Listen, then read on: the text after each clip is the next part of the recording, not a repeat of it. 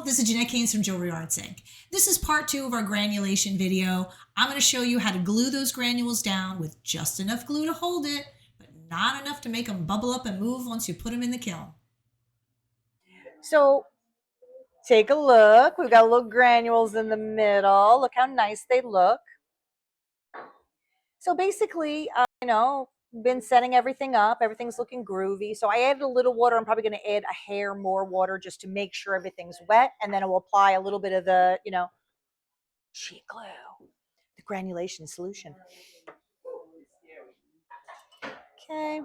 Because like I was saying before, you're doing it in the studio, the water can evaporate. And if it's too dry, everything can just start rolling, which sucks a lot. Also, you would need way too much glue to get it to hold, you know what I mean, to get it to flow all the way around. So normally for me, I literally put a tiny little drop right on top of the lid. And when I say we're going to use a tiny amount of glue, I want all of you out there to pause and imagine the amount of glue that you just visualized and cut it in a billion. And that is the actual correct amount. Too much glue, when you put it in the kiln, it'll bubble up and it'll move everything.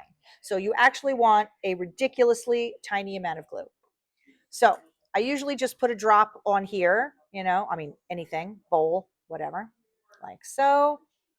And I'm going to touch it in a few spots. Now, because that's wet, the glue will spread around.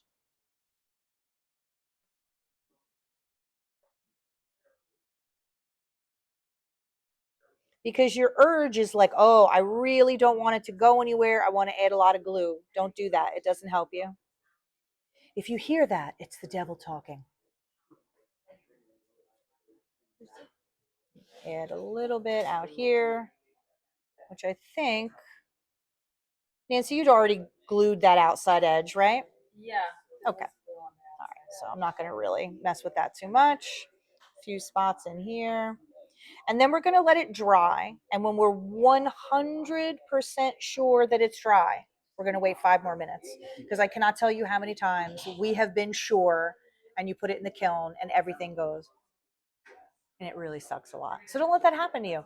Usually for me, I do it, put it aside, and just go do something else for a little bit to resist the urge to get in there too fast. But we're going to let it dry, and then we're going to put it in the kiln together, and we're going to fuse.